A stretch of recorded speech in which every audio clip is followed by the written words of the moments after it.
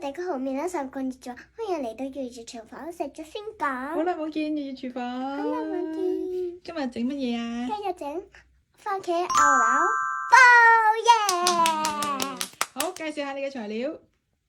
番茄 tomato 罐頭番茄 tomato 乾牛柳牛バラ肉洋葱玉ねぎ紅蘿蔔人參薯仔じゃがいも最後一個呢個牛油於是我哋而家開始整。首先我哋切紅蘿蔔人參を切ります。切薯仔，薯仔唔好切咁細，如果唔係就會溶晒噶啦。跟住媽媽幫我切洋葱，切番茄。咦，咁簡單就切到個番茄嘅。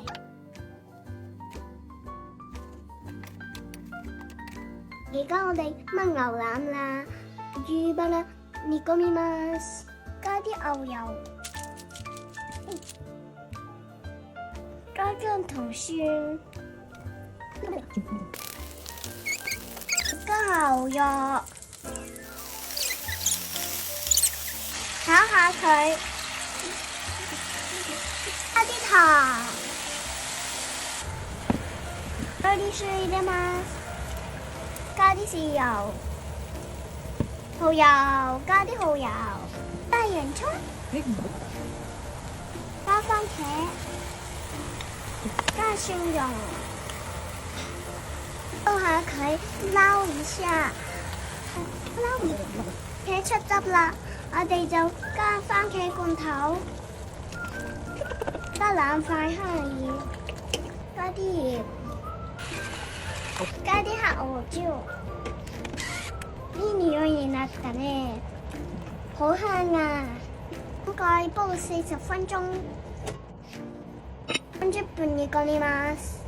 夠鐘啦，而家放薯仔同紅蘿蔔。哇！